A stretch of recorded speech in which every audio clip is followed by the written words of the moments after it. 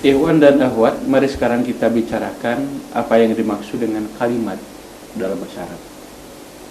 Kalimat dalam bahasa Arab sama dengan kata dalam bahasa Indonesia. Oleh karena itulah kalimat dalam bahasa Arab terbagi kepada 3 macam. Pertama, ada yang termasuk kalimat isim, sepadan dengan kata benda dalam bahasa Indonesia. Misalnya baitun, rumah, syajarotun, pohon, dan lain-lain. Bahkan sifat semacam jamilun, ganteng, atau jamilatun, cantik, itu juga termasuk kata benda alias isim dalam bahasa Arab. Kemudian yang kedua, ada yang termasuk kalimat fi'il. Kalimat fi'il sepadan dengan kata kerja dalam bahasa Indonesia. Biasanya mengandung waktu, baik sudah, akan, maupun sedang. Misalnya akala, dia telah makan. Yadribu, dia sedang memukul, dan lain-lain. Sedangkan yang ketiga, ada yang termasuk kalimat huruf. Kalimat huruf sepadan dengan kata sambung atau kata depan dalam bahasa Indonesia. Misalnya min, dari, ila, ke, ma'a, dengan, ala, di atas, dan lain sebagainya. Pak, bisa diterangkan lebih lanjut tentang kalimat isim? Kalimat isim sepadan dengan kata benda dalam bahasa Indonesia, atau juga termasuk misalnya sifat, ukuran. Contohnya baitun, rumah, masjidun, masjid, kitabun, kitab, jamilatun, cantik, wasi'un, luas, dan lain sebagainya. Termasuk juga kata kerja yang dijadikan kata benda. Misalnya dalam bahasa Indonesia, minum, jadi minuman. Pukul, kata kerja, jadi pukulan, jadi kata benda. Dalam bahasa Arab, kata kerja yang dirubah jadi kata benda disebut dengan kalimat isim masdar, atau disingkat biasa disebut dengan masdar saja. Gini Pak, bagaimana kita bisa mengetahui apakah kalimat tersebut termasuk kalimat isim atau bukan?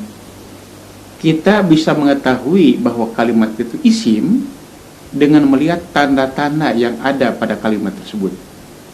Tandanya, pertama, kalimat itu diawali dengan alif lam. Misalnya al-Qur'anu, ada al. Al-masjidu, masjid. Al-kitabu, kitab. Lalu misalnya suatu kalimat yang huruf akhirnya bertanda tanwin.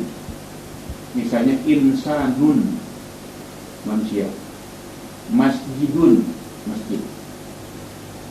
Tanda yang ketiga, yakni suatu kalimat yang diawali dengan huruf jar. Misalnya minal masjidi, ilal madrasati, dan lain-lain. Tanda yang keempat ialah suatu kalimat yang huruf akhirnya menerima tanda jar. Contohnya bismillahi ar-rahmani ar-rahimi. Nah, bismi Allahi ar-rahmani ar-rahimi itu menerima tanda jar. Kemudian tanda yang kelima adalah dua huruf yang diidofatkan. Dalam bahasa Indonesia sepadan dengan kata majmuk. Misalnya baitun dengan Allah disatukan jadi baitullahi. Kemudian ahlun dengan al-bait jadi ahlul bait. Sahibul dengan bait jadi sahibul bait. Itu jadi kata majmuk. Apakah semua isim bisa menerima tanwin, Pak? Ada beberapa isim yang tidak bisa menerima tanwin. Ini disebut dengan isim ghair munsharif. Ya. Apa itu? Pertama adalah nama-nama asing menurut ukuran Arab. Misalnya Ishak, tidak boleh dibaca Ishakun. Kenapa? Ishak bukan bahasa Arab asli. Demikian pula Yakub, tidak boleh dibaca Yakubun karena bukan bahasa Arab asli. Itu yang pertama ya. Kemudian yang kedua tandanya yaitu nama yang di akhirnya bertanda huruf alif dan nun. Contoh Utsman, Salman, itu ada alif dan nun ya. Kemudian yang ketiga adalah nama-nama yang berubah dari wazan-wazan tertentu. Misalnya Umar, itu berasal dari Amir. Zuhal, itu berasal dari Zahil ya. Kemudian yang berikutnya adalah dua nama yang disatukan. Misalnya Abdullah, asalnya dari Abdun dan Allah. Labak, asalnya dari Ba'alun dan Bakun. Lalu yang berikutnya lagi ada kata sifat yang berubah dari bentuk asalnya. Misalnya Ahsan dari Hasanun. Kemudian Akshan ya. Sakron itu dari Aksyun dan Sakarun. Kemudian yang berikutnya lagi adalah kata sifat yang mengikuti wazan fi'il. Misalnya Ahsanu itu dari af'alu ya. Demikian pula Godban misalnya itu dari fa'alan. Kemudian yang berikutnya adalah kata sifat yang akhirnya ditambah alif dan nun ya. Dan kemudian kata sifat yang terdapat alif taknis maksurah maupun mamdudah. Misalnya kubro itu ada tanda alif maksurah. Hamro itu diakhiri dengan tanda alif mamdudah. Lalu yang berikutnya lagi adalah kalimat yang akhirnya mengikuti wazan mafail atau mafail. Itu disebut dengan sigoh muntahal zumu. Misalnya saja maghanim atau masajid ya, dan sebagainya. Itulah isim-isim yang tidak bisa menerima tanwin. Karena yang termasuk isim yang tidak bisa menerima tanwin itu cukup banyak, kita sulit menghafalkan satu persatu. Nah, yang demikian kita buat cerita agar bisa memvisualisasikan dari kalimat-kalimat tersebut untuk dihafalkan. Baik, kita buat cerita ya. Bayangkan sebuah adegan. Misalnya ceritanya ada seorang wanita yang bernama Neng Ani sedang membimbing orang asing yang muntah-muntah karena jemu, karena melihat banyak orang yang mabuk-mabuk dan marah-marah. Tiba-tiba datang si Umar yang nama aslinya Amir, membawa wazan fi'il yang berisi kue-kue sebesar bola tenis yang berwarna-warni, yang akan dia bagikan kepada orang-orang dengan merata.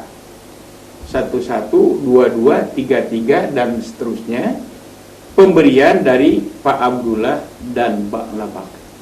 Dengan melihat cerita ini, kita bisa membayangkan dengan mudah, kristalisasikan.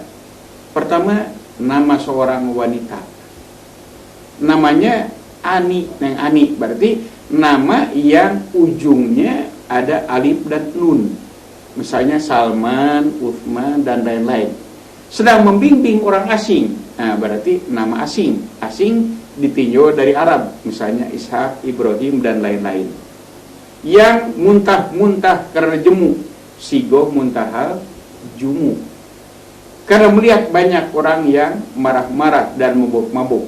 Jadi sifat-sifat semacam Adshan, Sakron, Godban dan lain-lain. Tiba-tiba datang si Amir yang nama aslinya si Umar, yang nama aslinya si Amir. Berarti dua nama yang aslinya berubah. Misalnya Amir itu aslinya adalah Umar aslinya adalah Amir. Zuhal nama aslinya Zahil. Membawa wazan fi'il. Nah, berarti wazan fi'il nama yang masuk ke dalam wazan fi'il. Misalnya Ahmad itu sewajan dengan af'al. Yazid sewajan dengan yaf'ilu dan lain-lain. Sebesar bola tenis, alamat taknis apa? yaitu alif tanis maksuroh dan alif tanis mamdudah. Itu tidak boleh ditanwinkan. Kemudian yang berwarna-warni, warna-warna semacam abyad, aswad, ya, azraq, itu tidak boleh ditanwinkan. Ya akan dibagikan kepada orang dengan merata. Misalnya 22, 33, masna, sulasa, ruba'a, itu tidak boleh ditanwinkan. Pemberian dari Pak Abdullah dan Mbak Labak berarti dua nama yang disatukan, Abdun dan Allah jadi Abdullah, tidak boleh ditanwinkan. Ba'lun dan Bakun jadi Ba'labak, tidak boleh ditanwinkan. Itulah cara untuk memudahkan kita menghafalkan.